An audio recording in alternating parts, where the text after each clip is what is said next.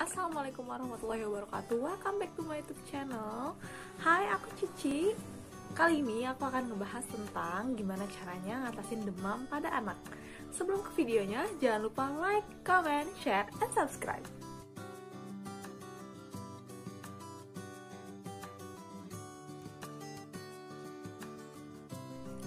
Dari mom semua di sini pasti pernah dong ngalamin anaknya demam.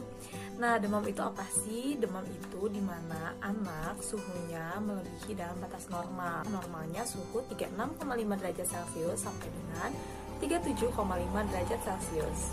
Nah, cara mengukur suhunya bisa menggunakan termometer. Sebenarnya yang paling akurat adalah termometer air raksa. Namun saat ini termometer air raksa tidak disarankan karena dia kan mengandung air raksa, itu kan termasuk benda berbahaya dan beracun. Jadi kita ganti dengan termometer digital.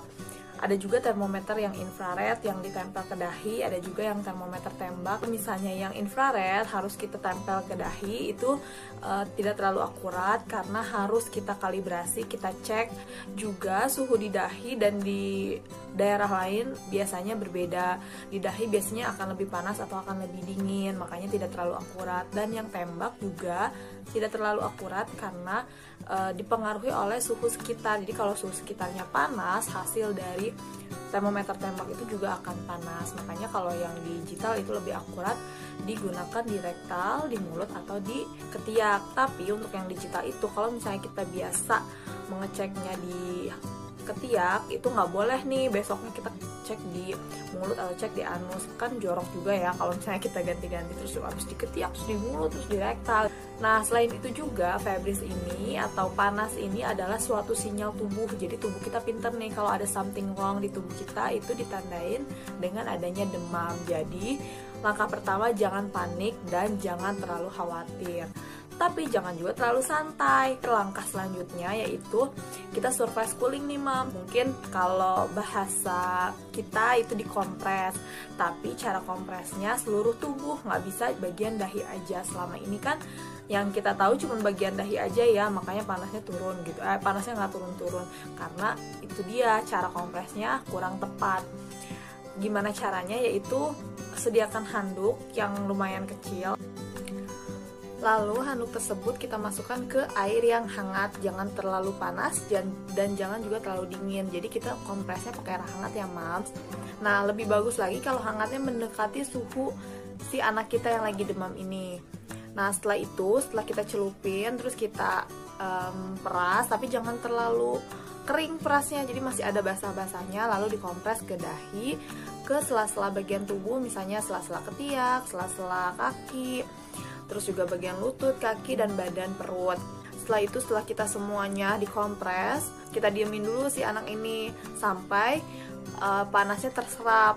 Setelah itu baru kita cek kembali suhunya. Dan jangan lupa juga, kadang kan kalau misalnya anak kita demam, kita suka pakein selimut terus bajunya yang panjang, yang hangat. Nah itu tuh salah mams, kurang tepat. Jadi kalau bisa jangan pakein kaos kaki, jangan pakein selimut, biar panasnya keluar semua. Jangan khawatir mams, dia juga nggak akan kedinginan. Justru karena dia demam, makanya kita harus buka selimutnya. Setelah kita cek suhunya kembali, ternyata suhunya masih dalam batas di atas normal, kita boleh kasih obat penurun panas. Biasanya yang ada di pasaran yaitu paracetamol, atau merek yang lain boleh, yang penting isinya paracetamol.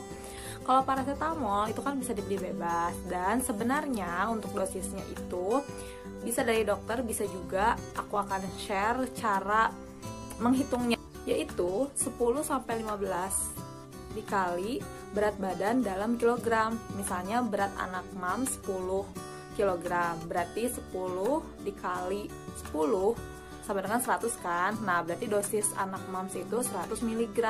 Di situ kan ada tuh di kemasan paracetamol, setiap milinya itu mengandung berapa miligram. Jadi bedanya 10-15 itu, misalnya 10 dikali 10 kan 100 mg, lalu 15 kali 10 kan 150 mg. Jadi dosis yang kita berikan ke anak minimal 100 mg, maksimal 150 mg. Jadi tidak boleh lebih dari itu, tidak boleh kurang dari itu. Nah, langkah yang selanjutnya, jika sudah diberi paracetamol terus disuruh kembali, demamnya masih tinggi, atau kalau misalnya udah agak turun, boleh dilanjut surface cooling lagi. Tapi kalau misalnya demamnya terus tinggi, tambah tinggi, paracetamolnya boleh loh mams diulang setiap 6 jam. Nah, kalau misalnya setiap 6 jam sudah 3 kali pemberian tapi demamnya masih terus manteng tinggi, kita langsung bawa ke IGD rumah sakit terdekat atau klinik 24 jam ya mams.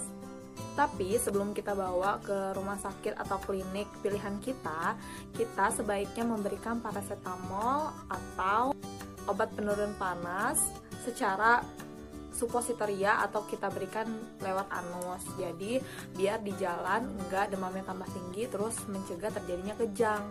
Tapi kalau misalnya tidak ada sediaan paracetamol supositoria atau yang dimasukkan lewat anus, boleh kok diberikan lewat oral paracetamolnya. Yang penting sebelum berangkat dikasih dulu obat demamnya. Nah, peringatan ya mams, kalau misalnya ada riwayat kejang pada anak, jangan lupa kita sedia obat kejang di kulkas. Dengan catatan harus tahu dosisnya dari dokter. Biasanya sediaan untuk obat kejang ini berbentuk supositoria atau yang dimasukkan lewat anus. Berbeda dengan obat panas ya mams, isinya kalau misalnya kejang ini biasanya disebabkan oleh demam, makanya kita harus mencegah demam agar tidak semakin tinggi.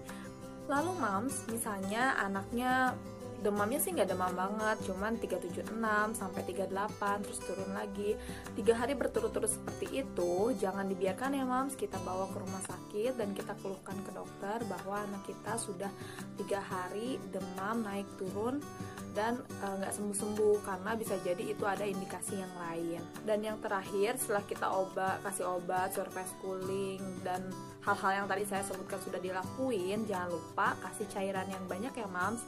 Kalau misalnya anak mams sudah minum air putih, dikejar cairannya dengan air putih. Tapi kalau misalnya belum minum air putih, masih ASI, dikejar dengan ASI. Sekian video dari aku, semoga bermanfaat. Wassalamualaikum warahmatullahi wabarakatuh. See you.